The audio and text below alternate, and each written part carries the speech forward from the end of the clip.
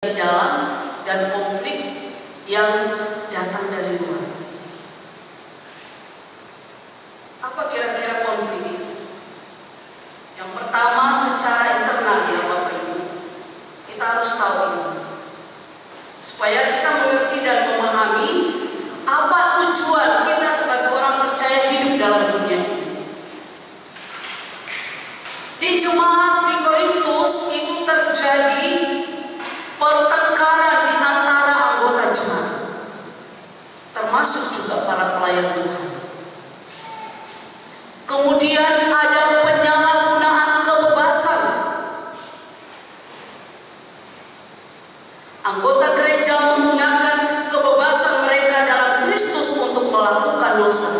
Saya coba lihat tadi malam Bapak Ibu, wah ngeri.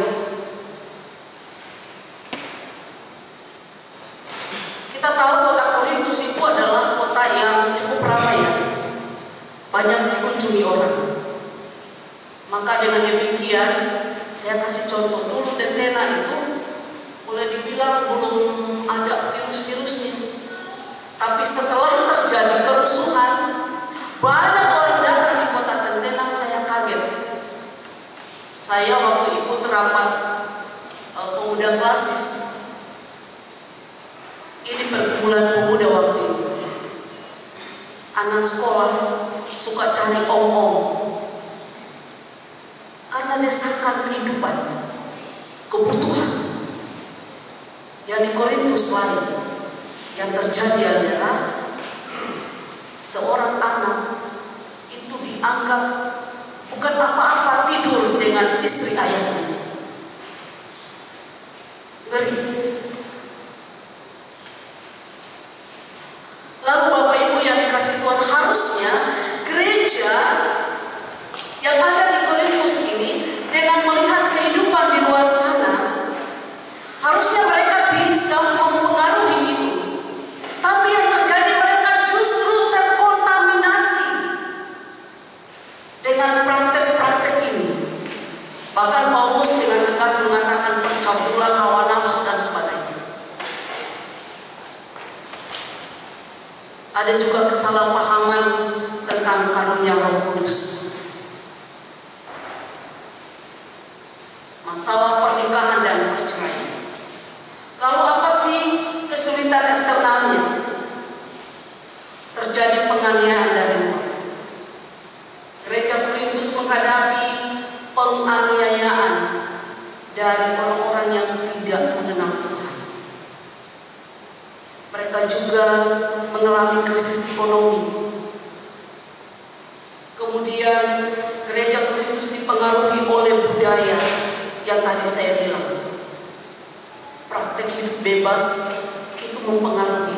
Lalu apakah jemaat yang ada di gereja di Korintus itu semuanya terkontaminasi? Pasti masih ada yang hidupnya baik-baik saja, tetap kokoh berdiri teguh pada pengajaran Rasul Paulus. Nah, inilah yang mau dikatakan oleh Rasul Paulus, sehingga dia mengirim suratnya kepada jemaat di Korintus. Supaya apa? Supaya kehidupan beriman mereka tetap terpelihara, iman mereka semakin kuat. Karena itu Rasul Paulus mengatakan kuncinya di sini, tidak tawar hati. Siapa sih yang tidak punya persoalan dalam hidup? Semua kita punya, amin. Iya.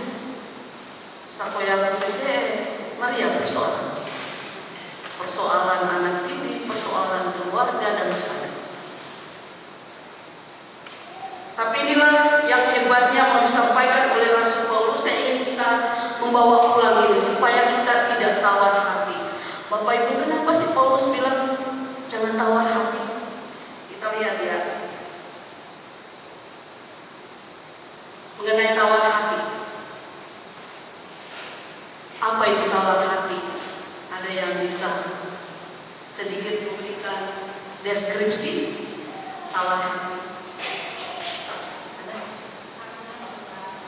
Hatinya nggak punya rasa, apalagi ayo terus mungkin bisa tawar hati. Kecil. Ingat, yang dia mainkan adalah emosi dan mental kita, kesedihan dan kekecewaan yang mendalam. Jangan sampai jadi akar pahit. Jangan ya, jangan ya dek ya, jangan ya kakak ya. Kemudian perasaan putus asa dan kehilangan harapan. Adik-adik pemuda, so ada yang kehilangan harapan di sana? So putus asa? Belum Jangan. Kemudian depresi dan kecemasan, emosi dimainkan. Makanya Rasul Paulus bilang jangan tawar hati. Sulit move on. Kalau sudah kasih putus sudah jatuh seingat.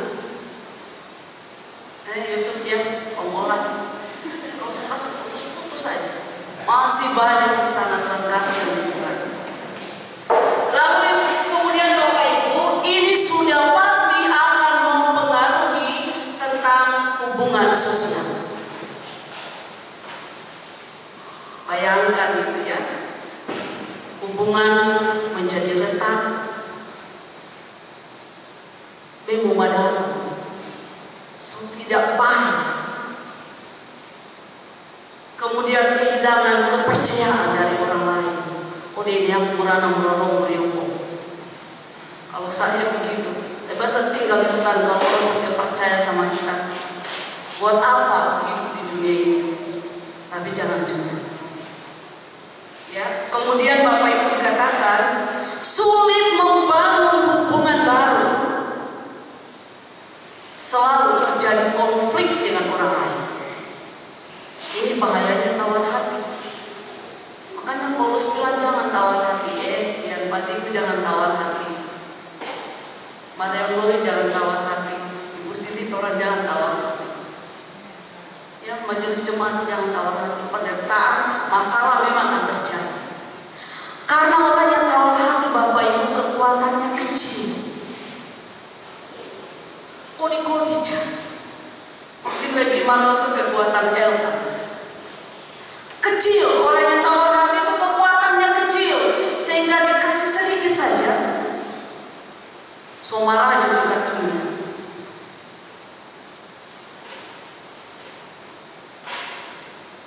Rasul Paulus bilang kami tidak tawar hati. Mari kita lihat pengalaman Rasul Paulus. Bapak Ibu yang dikasih Tuhan, kalau Rasul Paulus menjadi seorang rasul yang besar, menurut saya itu wajar.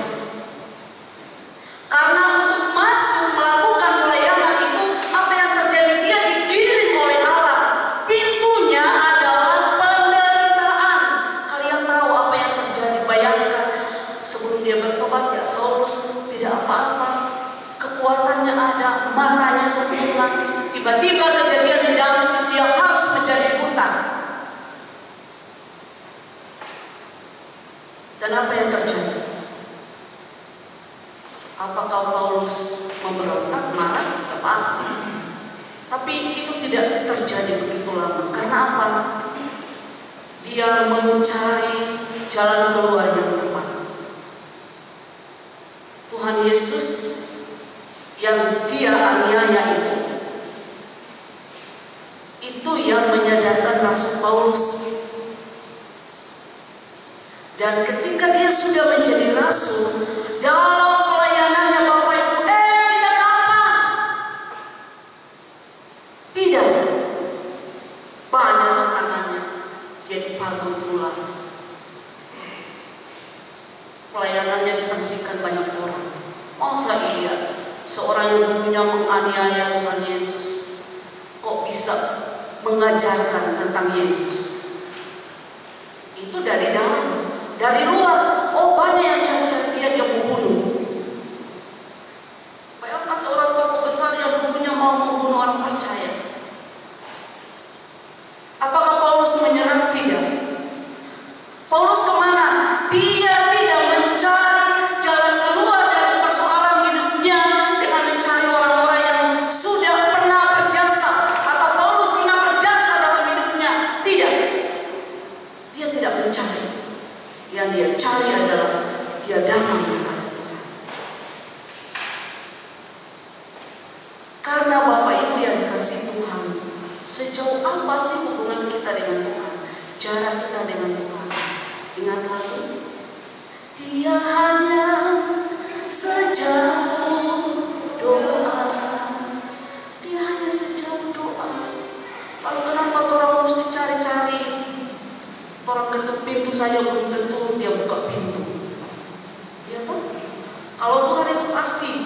Welcome terus dengan kita.